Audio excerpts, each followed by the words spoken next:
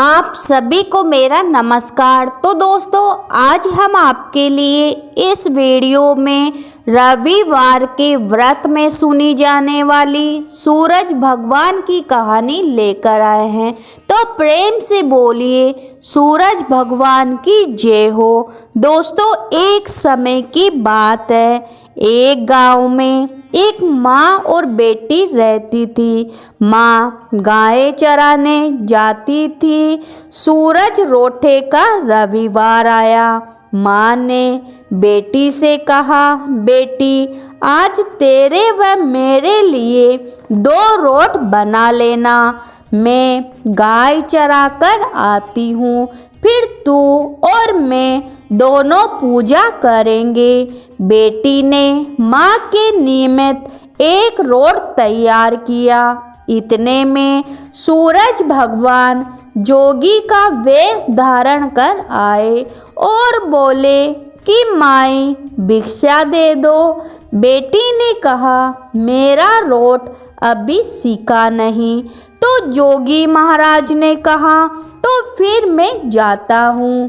बेटी ने सोचा, जा तक खाली हाथ नहीं जाना चाहिए, और उसने माँ के रोट में से किनार खांडी करके जोगी को थोड़ा सा रोट दे दिया। माँ गाय चरा कर आई। बेटी से बोली, मेरा रोट कहाँ है? खंडित रोट देखकर माँ बावली हो गई और वो घी रोटो दे, रोटा मैली कोर दे कहती नगरी में घूमने लगी। बेटी डर के मारे पीपल के झाड़ पर बैठ गई। 3-4 दिन निकले। बेटी भूखी प्यासी बैठी रही। सूरज भगवान को उस पर दया आ गई। सूरज भगवान ने उसके लिए पानी का लोटा व चूरमा भेज दिया। एक दिन एक राजा का कंवर शिकार करके आया और उसी पीपल की ठंडी छाया में बैठा और बोला कि कितना अच्छा होता, पीने को थोड़ा पानी मिल जाता। ऐसा सुनते ही लड़की ने थोड़ा सा पानी डाला। फिर राजा के कंवर ने कहा कि मुझे बहुत जोरों की भूख लगी है, कोई खाने को दे दो तो अच्छा होगा। तो लड़की ने ऊपर से चूरमा डाला। कंवर की भूख और प्यास दोनों मिट गई। वो विचार करने लगा कि यहाँ कोई है। यह सोचकर राजा ने अपने सिपाहियों को पीपल के पेड़ पर खोजने के लिए भेजा। उन्होंने सब जगह देखा, उन्हें कुछ भी नहीं मिला। तो राजा का कंवर खुद ऊपर चढ़ा और ढूंढा तो वह लड़की मिली। राजा के कुंवर ने कहा कि तुम कौन हो? तब लड़की ने अपनी कहानी सुनाई। राजा के कंवर ने कहा, क्या मेरे साथ शादी करोगी? तो लड़की बोली, आप तो नगरी के राजा हो, मैं तो गरीब व अनाथ लड़की हूँ, मेरे कोई नहीं है। राजा जी तो नहीं माने।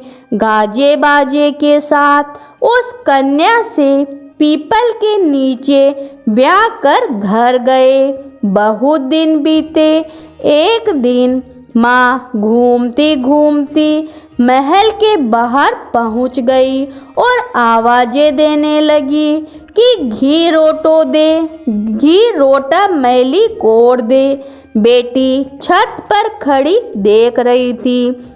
रानी ने सिपाहियों को भेजकर माँ को बुलाया और एक कमरे में ठहराया। कमरा बंद कर दिया। एक दिन राजा जी ने सारी चाबियां मांगी। रानी ने 6 कमरे की चाबियां दे दी, पर 7वें कमरे की चाबियां नहीं दी। राजा जी ने जिद करके सातवें कमरे की चाबी लाकर सातवां कमरा खोला तो आगे सोने की शिला देखी। राजा ने रानी से पूछा कि रानी ये सब क्या है। रानी ने कहा ये मेरे पीहर की भेंट है। राजा बोले हमको आपका पीहर देखना है। रानी ने कहा मेरे पीहर नहीं है, आप तो मुझे पीपल के पेड़ के नीचे से ब्याह कर लाए थे। राजा हट करने लगे तो रानी ने सूरज भगवान से विनती करने लगी और 1.25 पहर का पीहर वासा मांगा और राजा रानी पीपल के पेड़ के नीचे आए। वहाँ सारा कुटुंब था। कोई कहे मौसा जी आए हैं, कोई कहे जीजा जी आए हैं, तो कोई कहे फूफा जी आए हैं। राजा रानी का अच्छा सत्कार किया। राजा को परिवार देखकर बहुत आनंद हुआ। 1 पहर पूरा हुआ। रानी घर चलने को कहने लगी। राजा बोला इतना बढ़िया ससुराल इतनी जल्दी नहीं छूटेगा। अब तो रानी कुंवर के चिकोटी काटने लगी, उसे रुलाने लगी और कहा मेरे तो कुंवर रो रहा है, आप राजा जी जल्दी चलो। राजा रानी को पीहर वालों ने खूब दिया और खुशी खुशी विदा किया। जल्दी में राजा जी अपने पैरों की मोचड़ी व घोड़ी का ताजना वहीं भूल गए। थोड़ा आगे जाते ही राजा को याद आई तो सिपाहियों से कहा रथ वापस घुमाओ, मेरी घोड़ी का ताजना और पैरों की मोचड़ी वहीं रह गई है। रानी कहने लगी कि इतनी सी चीज के लिए पीछे वापस क्यों जाते हो, इतना धन उन्होंने दिया है। राजा ने एक न सुनी। पीपल के नीचे गए और देखा वहाँ राजा जी का सामान पड़ा था। पत्ते उड़ रहे थे पर कोई परिवार वैभव नहीं था। राजा बोले रानी ये सब क्या है। रानी बोली मैंने सूरज भगवान से 1.25 पहर का पीहर वासा मांगा था।